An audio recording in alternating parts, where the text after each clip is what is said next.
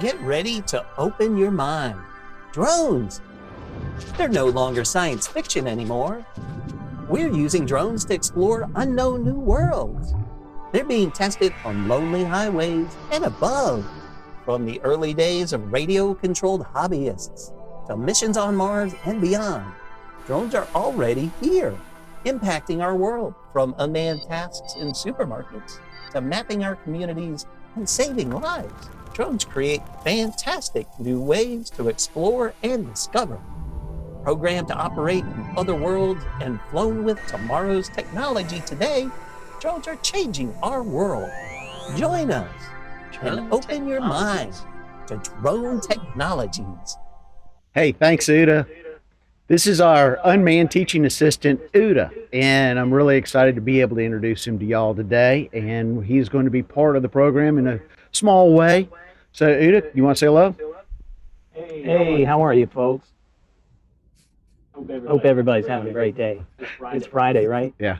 Well, we've got some interesting and exciting things to talk about today, and let's just go ahead and get started Fantastic. and learn about, drones and STEM programs. Awesome. Well, thank you, Uda. Today is day number 5, and we presented a program every day this week, and today is What is a Drone, which you just saw that drones can operate in water, land, air, and space. And I am so honored today to have as my guest Gardner Chambliss, who is part of G3, which is Robotics and Drones for Good, and also FLL, which is the first Lego League. So with that, I'd like to introduce my first guest, well, my only guest today, Gardner Chambliss. Gardner, thank you so very much for being here today. You've got 19 years of experience in drone technology, and I really are drones in robotics, and I really appreciate you being here and telling us a little bit about it. So can you talk to us about what you do? And I guess it was the first Lego League is where you got started in 2001. So excuse me. And that still has a soft spot in my heart for that, because it's a very good program, very good. We're trying to get kids into science, and I have to ask why we want to do this. And my first answer is so I can get good jobs and pay into the Social Security system and I can retire. But probably a better answer is that as scientists and engineers, we stand on the shoulders of giants. And I think we have to give back and help the next generation, and that's our obligation. Another reason is, as a country, we need the best and the brightest students to go into STEM if we want to be competitive on the world stage. I should also note that the best and the brightest come in all sort of flavors. All sort of colors, all kinds of religions, all kinds of orientation. So I think we have to keep our mind open and look for talent and not close it to other things. And I think a lot of people sort of join in with that. We've been making real inroads into getting good students into good jobs, and they make for a more stable community. I personally have had very good luck working with the 100 Black Men of DeKalb and the 100 Black Women of Atlanta. So where do I start talking about this? And I don't know. I think the best thing I can do is sort of tell my story of how I got into it, and maybe something helpful will come out of that. But first, let me make it clear. When we're talking robots and drones, they're really cool and they're a lot of fun to play with, but they're tools. They're only tools to help kids get interested in science and technology. So keep that in mind. I'm an engineer with actually Atkins Global. I'm a systems engineer and a father. And when my son was graduating from elementary school, of course I wanted him to follow in my footsteps, maybe, at least the good parts of it. But as we were graduating into middle school, I looked around and there really wasn't anything out there to challenge these kids. And then just as he was moving in, we heard about an experimental program that was going to be run at our middle school called FLL. And I learned from other parents, you can get your kid in if you do it real quick. So I went with him the first day. I said, this is neat. I could see the value in this. And I asked the teacher, can I help out? I'm an engineer. Maybe I can help out. And he said, yeah, come back next week. Okay, I did. He said, okay, it's yours to run with it. And that's how I got into it. 3 years later, I got into high school. At least my son did. And so what Gardner, the FLL, what grade levels are them? Are they? Okay, at that time it was middle school. In fact, Okay. It was an experimental program. There's only 5 teams in the state, and it was handled by Georgia Tech. That's a typical FLL robot. It's made out of Legos. We all know about Legos and building things, but this actually has a small computer on board. It has motors and has sensors. And the kids were actually programming it. That's what impressed me. Here were middle school kids programming a robot. And this is back before all the kids had keyboards, grew up with keyboards. So that was pretty impressive to me. But what this does, you design a robot to do what you want to do, and there's infinite number of different ways you can make it happen.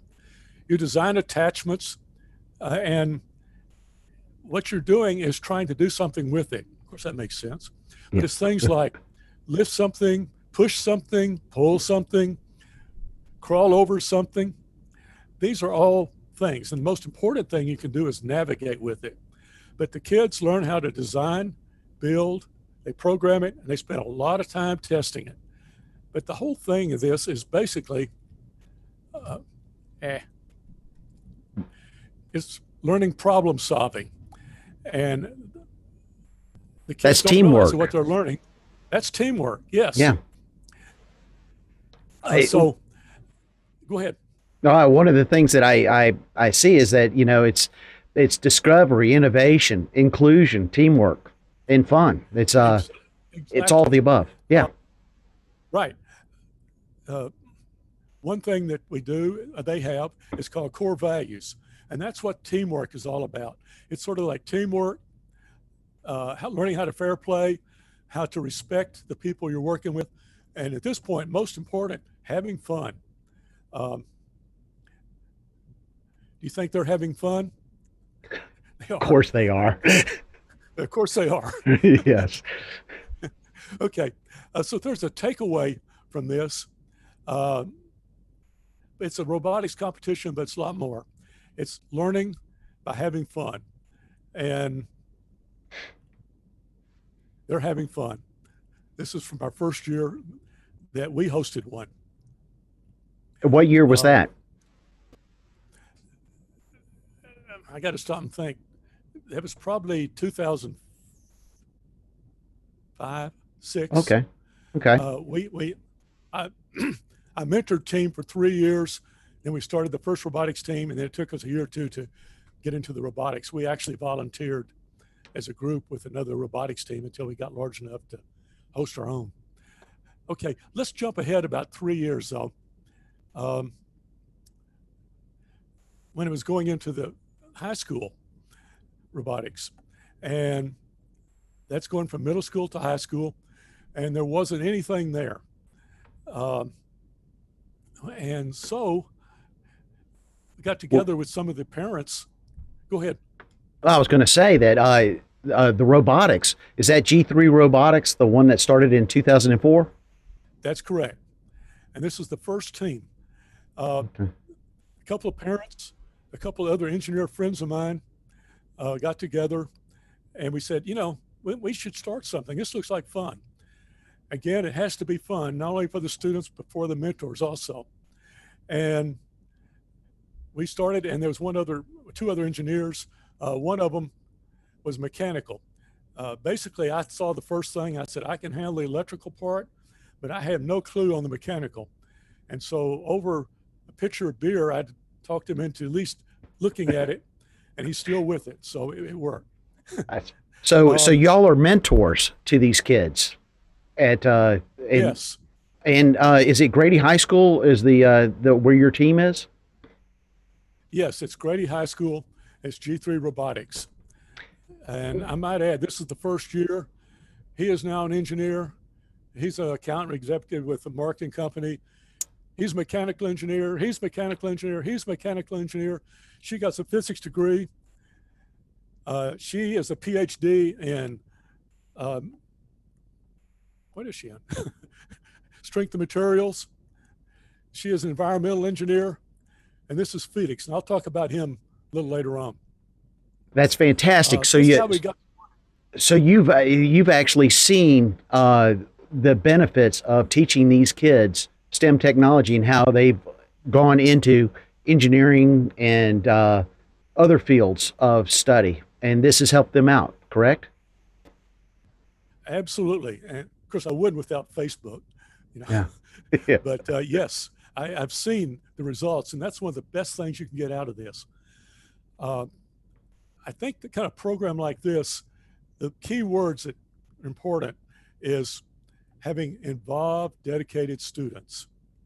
These were involved parents. There's a tremendous amount of parent support that's required.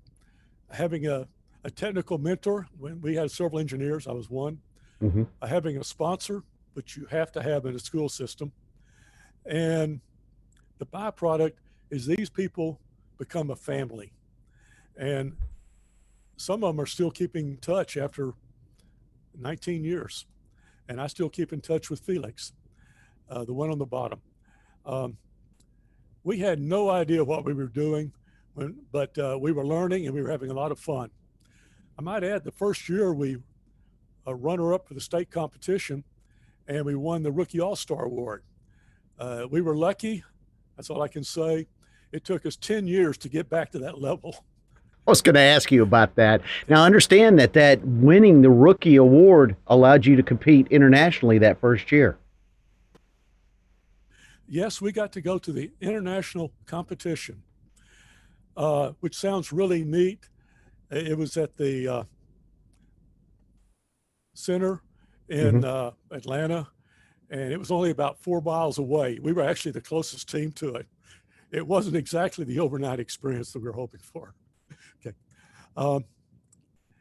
One other thing you probably should talk about in this is you need sponsors. Our first sponsor was CNN, and they were very gracious and generous. They gave us a workspace. They let us work in their scene shop, the same place they were making all their scenes for CNN. And they gave us access to their scrap bin, which a lot of stuff came out of that. A couple of the people working there got very interested in what we were doing. And when they were working on a project, they would come over and give the students firsthand instruction on how to do things. Here's how the correct way to drill a hole and make it accurate. Here's how the correct way to use a bandsaw. And that was invaluable.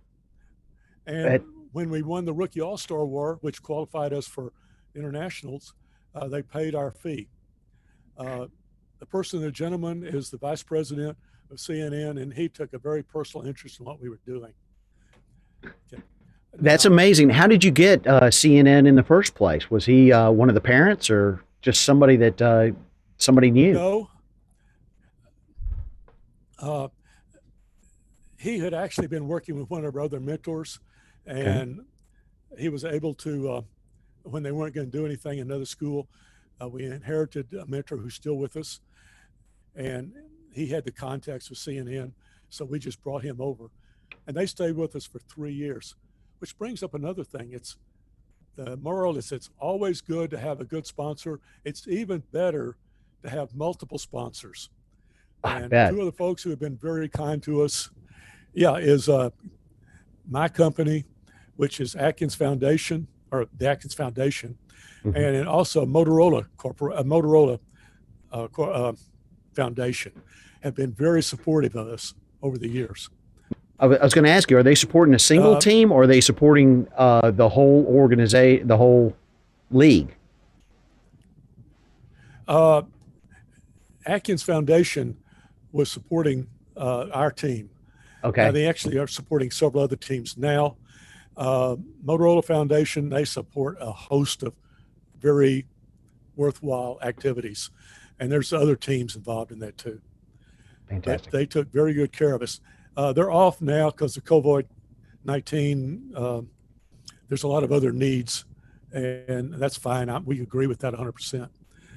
This is our sort of team now. This is when we won the state championship. And we just skipped ahead 16 years. And the team has changed entirely from 10 students who really did what we were doing and mentors did what we were doing to a very well-organized machine. This is run like a small engineering firm, and it has a very high level of sophistication. It has an engineering team. First, an executive team, an engineering team, which has its own workshop and a lot of equipment, mill, lathe, CNC equipment, 3D printers, that sort of thing. An electrical team, which has an electrical shop, and they also do the programming, and they have computers for that. A business section, which does all the marketing, the outreach, or organize the outreach, the presentations, and the administration. So it's changed a lot, but it's still a very effective. Sounds like a lot of teamwork involved in all this. Oh, it is. But you know, the key to it, you teach the students the technology, you teach them leadership skills, and you tell them what it has to do, and then you stand back and you let them do it and let them make it happen. If anything you learn, get the students involved, because this is what they're here for. Yes. Okay. One thing I probably should say is revenue. It costs money to make these. Motorola helped, CNC helped initially. These other organizations have helped. But you really can't expect, if you're a school system, you can't expect the school to put forth the kind of money that requires. So you have to go out and raise revenue on your own. That's a good point. Now, how do you go out and raise revenue, or how does a school want to get involved in bringing STEM technology or this kind of stuff? These are two questions. Let me do the first one. You can identify people who may be willing to help. And this can be the big companies, you know, the IBMs of this world or whoever, but it also could be the pizza parlor down the road. Everybody can give on a different level. And so you have to preach them, approach them differently. The second thing is, when you do, let the kids be the ones in front and give the presentations. Believe me, they can give a presentation to executives better than I ever can. And most people I know can. They're fantastic. You know, they have people get a warm, fuzzy feeling when they see the kids up doing a great job that normally adults would do. The other thing about this is get the kids involved in the revenue generation. And now they don't have to do a big thing, but they have to be involved. They have to have some skin in the game. That is so important. And you know, things that we have done is like bake sales, auction. We actually sell parking spots. We are next to a large park, which there's a lot of shows and every activity zone. So we actually sell spots, and we've made like $1,000 in a 2-day period doing that. We also have another thing that we do for our school. It's basically a game night where everybody comes and plays video games, and we sell the tickets to do that. But we organized it. This is important. This was an activity that the kids came up with themselves, and they do 99% of the work. Yeah, we're there for chaperones and stuff, but the kids run it themselves. And then let us not look over the old thing of asking your grandparents for money. That's always a good idea. Always. Always. one of the interesting things you just brought up is that in a sponsorship, what are they sponsoring? Is it uniforms? Is it equipment? Is it space? Is it all the above? It's almost all the above. When we started out, we didn't have any space. We actually met off campus. And then when we first started working on a project, after we left the scene shop, they wouldn't let us have power tools in the building. So we actually worked outside, beside the school, underneath a tree with an extension cord hanging out. Now we have multiple rooms, multiple shops. We designed our own electrical system for the shop and all that. But it took many years to get there. Well, one thing I'm hearing from you, Gardner, Mr. is the Chambliss, I got a fact. question. Yes. Go ahead. All of the participants, are they attendees of Grady School? Is it restricted to that one school? Yes, they are. There are some teams that are open, like Fernbank, which has many people, students from many different teams. But all of ours, and this is the school system policy, that they have to be students. There's liability insurance and all that other stuff that goes into that. But there are other teams in the state, correct, Gardner? There's about 50 teams in the state, correct? Oh, I think there's a lot more than that now. It needs to be updated. Okay. I'm sure there's at least 100. Oh, fantastic. I don't know the number, but it's been growing, and we helped start some teams. But I'll get into that a little later on. Okay. Well, I tell you what. Is there any more to add to the G3 robotics? Yes. Okay, please do. If you want to run your thing, but there's some other things that we do I think are sort of sets us apart and makes it different. We're very much into giving back into the community and doing STEM. And now, I understand that it's solving today and tomorrow's problems are something that you put the students into, and then they use the technology to try to show a problem and how their technology can solve it, correct? We do that in two areas. One is the FLL. That's part of the FLL. You give them a problem, and they have to think about it. And the drones for good, the same thing. We say, how can you use drones to be a benefit to your community, to your country, your society? And they come up with some unbelievable ideas. They sure I'll do. throw this out. Yes, sir. One of the first ones I ran into, and if you remember, we had a tornado come through Atlanta a number of years back. It came right down through the city and destroyed some stuff. And in the FLL, we asked them to come up with how some ideas, just in general, how technology could be used. And they came up with an idea of putting wind farms all around Atlanta on this beltway and generating electricity. And then when a tornado came, they would turn them around and blow the tornado away. That's a great idea. That is thinking outside the box. Sure is. I love it. I do too. Okay. Well, that's where I met you, was in the G3 Drones for Good. And Right, yes. I'm so glad our friendship has continued, Gardner, so you could be with us today. Yeah, the Drones for Good, that was an amazing competition with a whole bunch of different kids from all walks of life, and they were all collaborating, and boy, they were really proud of what they had to show that day. And then I guess I was judging whether they had any aeronautical knowledge and if they actually had the registration placed on the drone and design and things of that nature. It was quite exciting. Thank you so very much. Really neat. That's my favorite. Yeah. Yeah.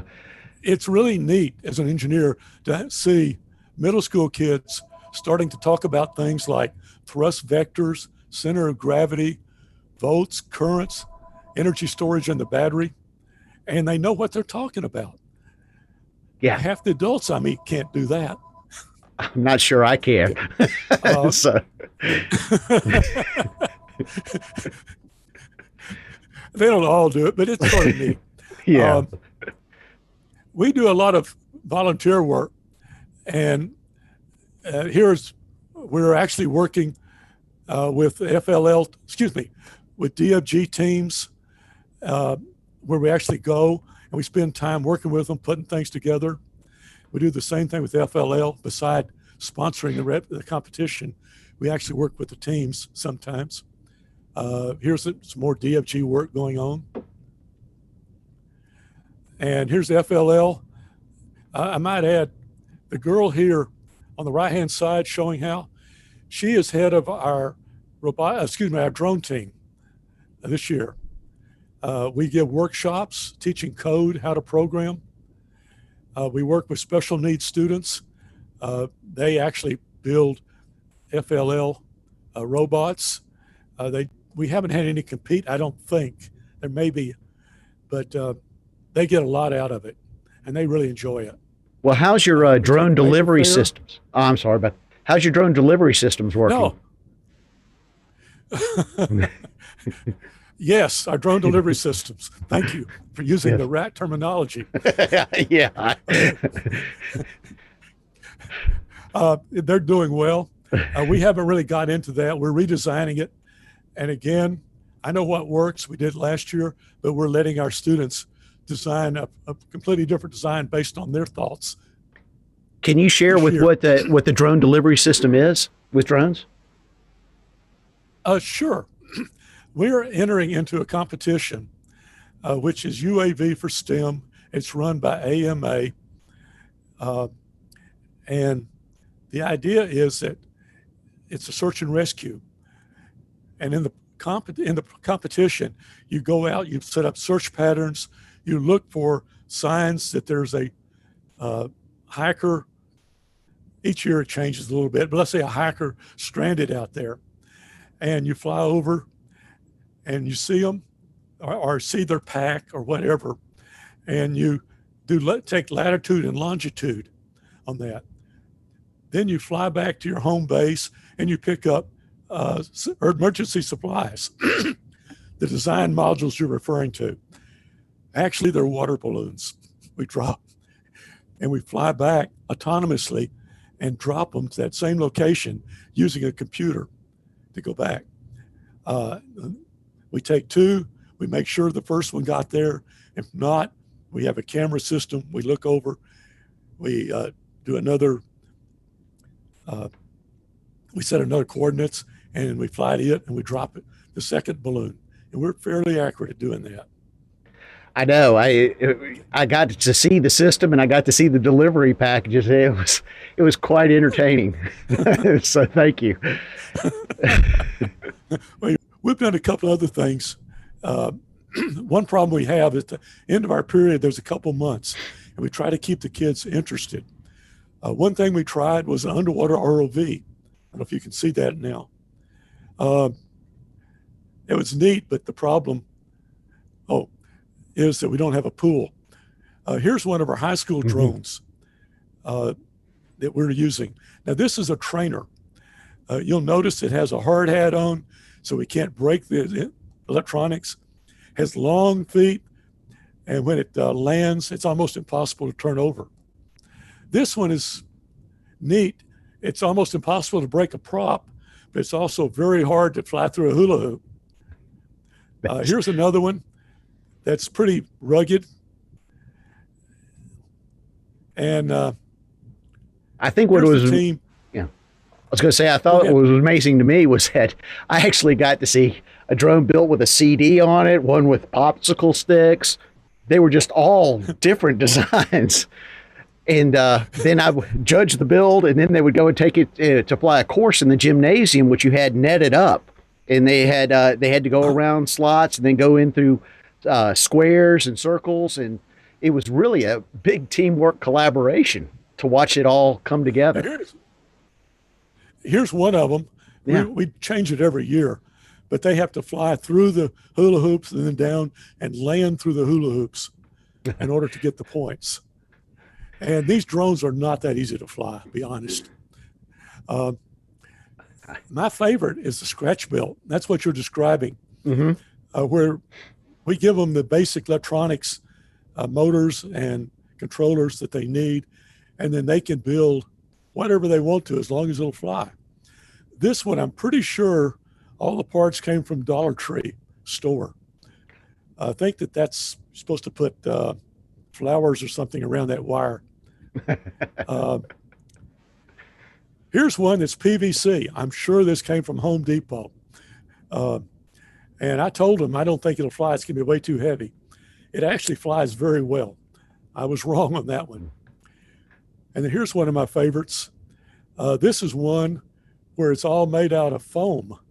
And I'm pretty sure that somebody went dumpster diving to get this, because this probably came as padding for a TV or something. That's what was amazing to me, was the ingenuity that they were displaying, and the mere fact that you actually had team members that had specific things that they were part of, such as you had the communication person, you had the person that was the flyer, you had the person that was basically working on the electronics, the person that was working on the framing.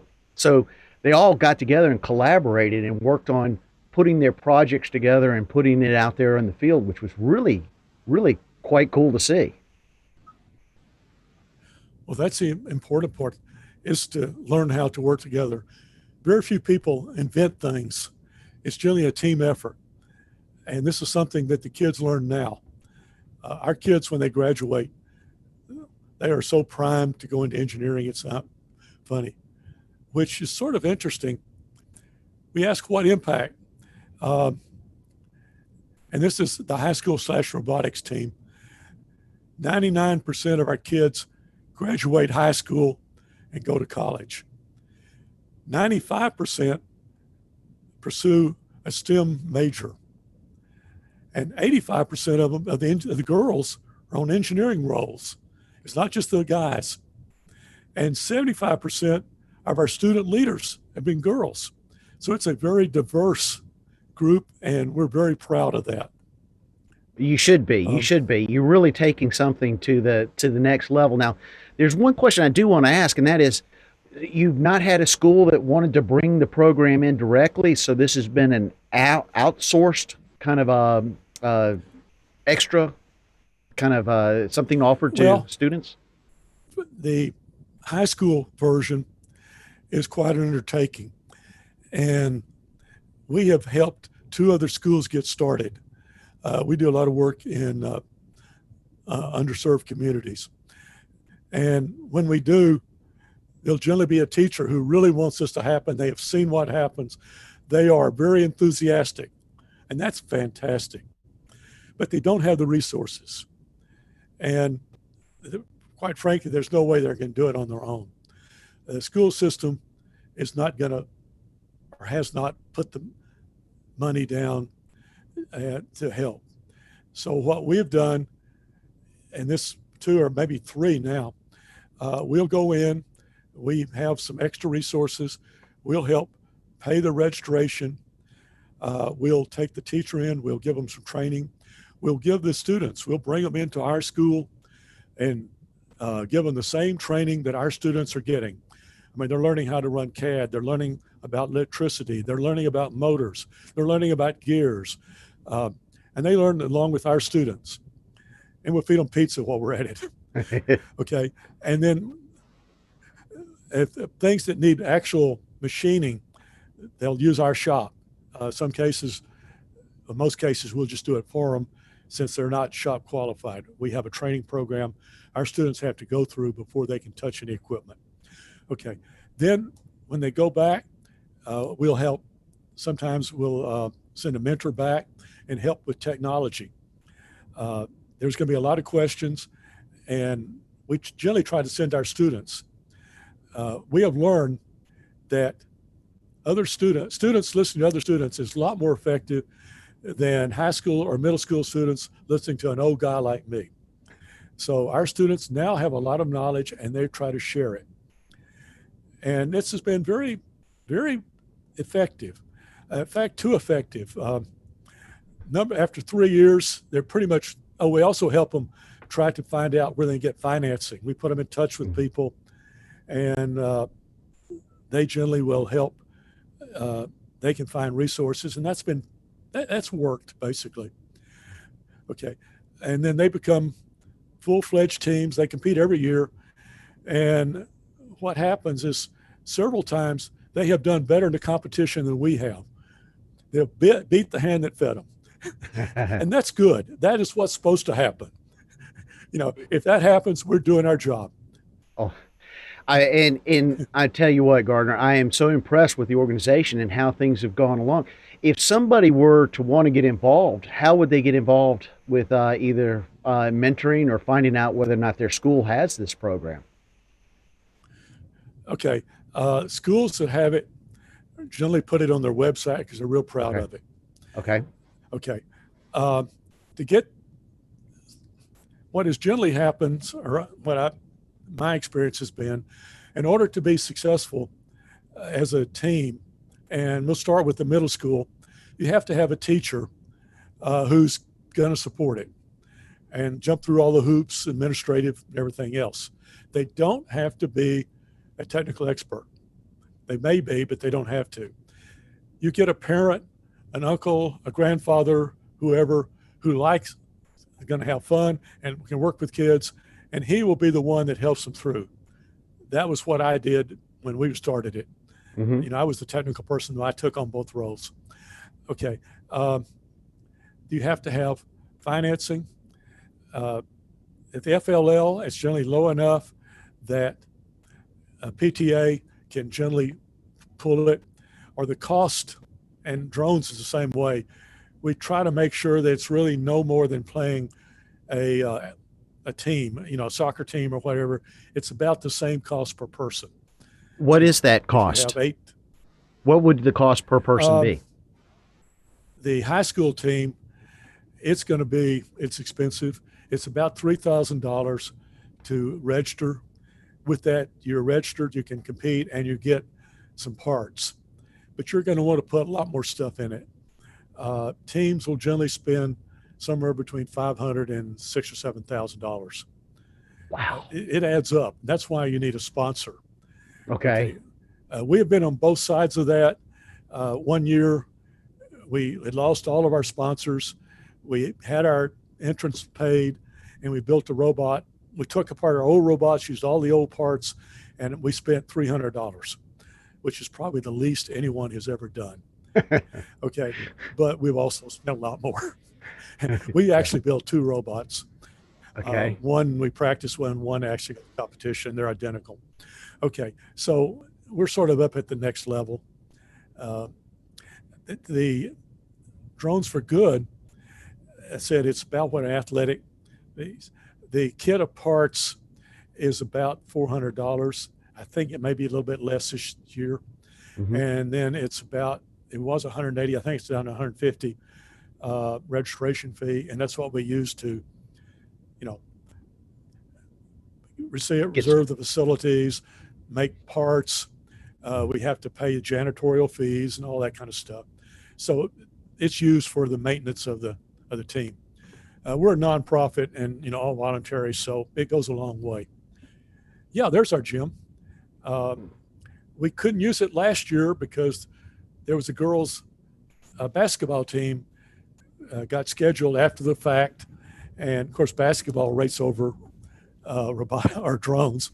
So we lost the gym. So we got to a middle school team and we had to buy nets. So we spent a couple $1,000s on nets for safety. Mm-hmm. So that's the kind of thing that these fees go into. Well, any more questions? I have go into a lot more, what we do outreach, but I think we've covered most of the salient factors. Go ahead, Roger. Okay. My question is, time commitment. So when do they meet? After school, the weekends, during the summer? I mean, how does that play out? FLL generally meets about once a week. Okay. Drones for Good, it just all depends on what the teams want to do. The teams I know are either meeting twice a week after school or they're meeting on Saturdays. Either one will work just fine. The high school teams, that's a real good question. We officially meet 2 days after school. We'll meet a half a day Saturday, but during the competition, we've been known to work Saturday, Sunday, and the night in between, pulling all-nighter.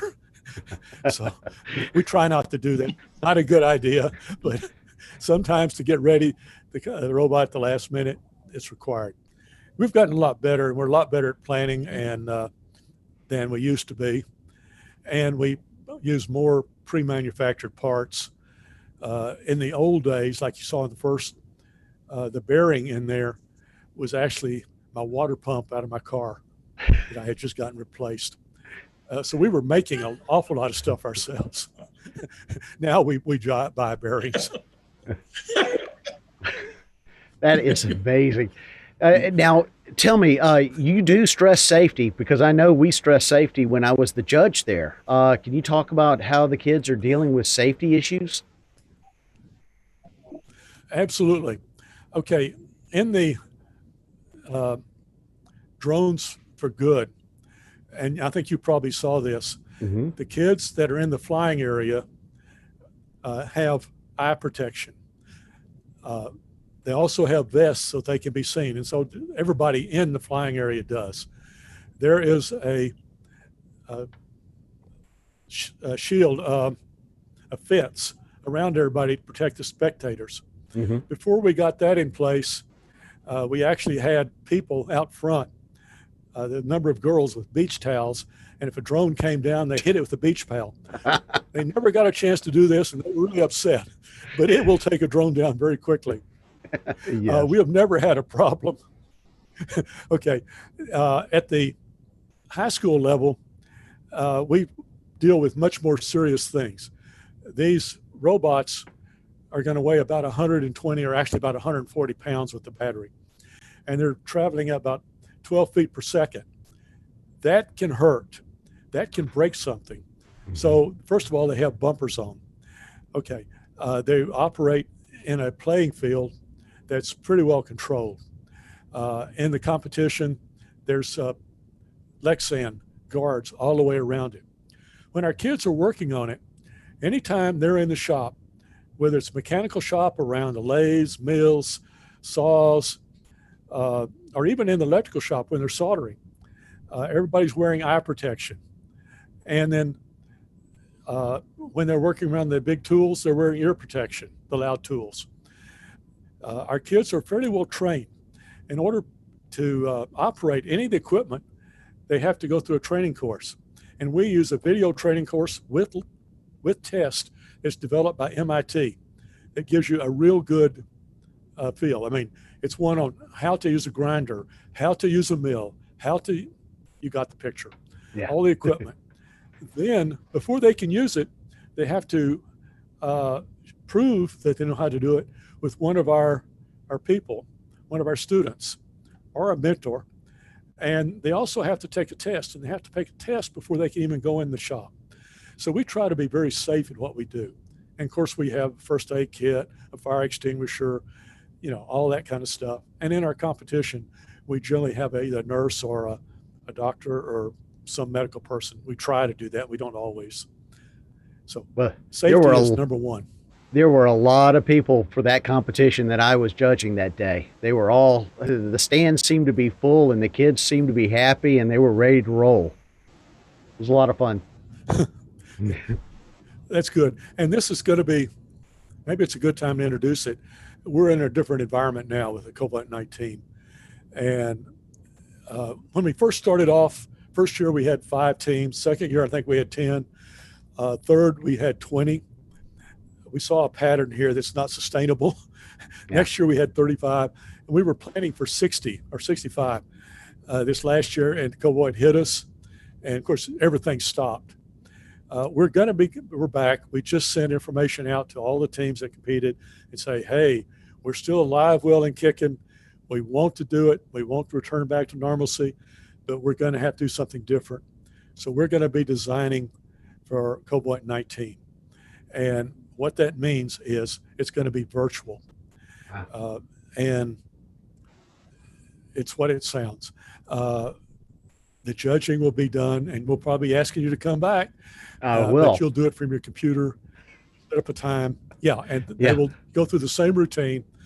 Okay, the flying, they're either going to make their own, or we're going to give them, it depends on how many there are, field pieces, things they have to fly through or whatever, and they'll film it. They'll also grade themselves, and then we'll film it and check it, and that's how we'll determine the winners.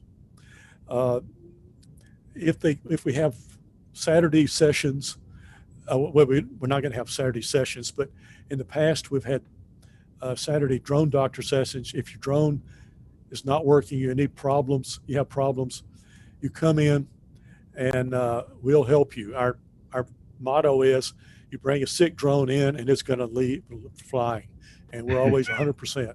It always leaves flying. But this time, if we do it, and we will, I'm sure, have to do some of it, we will have social distancing, mask, and I have built a sterilizer with UVC. The whole drone can go in, and we can sterilize the whole drone at one time. So it'll be sterilized when it comes in and sterilized when it leaves. So it's a little different, but it's still part of our safety program. Fantastic. Well, Gardner, I really, really appreciate you being with us today. Is there anything that you'd like to conclude with? Because we're getting close to the hour mark. No, I really appreciate the opportunity. And you know how I feel about STEM. I just wish that more people or more students had a chance to experience this. They may not be engineers, they may not do anything, but they'll be better people. And I like to push the citizenship effort also that we try to instill in our students. Well, I want to take this opportunity to thank you. And also, you guys, we're going to introduce something that we, my company, Drone Education Services, we're going to try to do some stuff for looking at showing kids some of the operational rules for recreational. So this is going to be, I'd like to hear what you have to say about what we're about to show you. But it's a little 2-minute video of our unmanned teaching assistant showing about drone technology. So if you will stay for a second, let me show you. And Gardner, I want to hear your opinion, and Roger, I definitely want to hear your opinion on this. So here we go.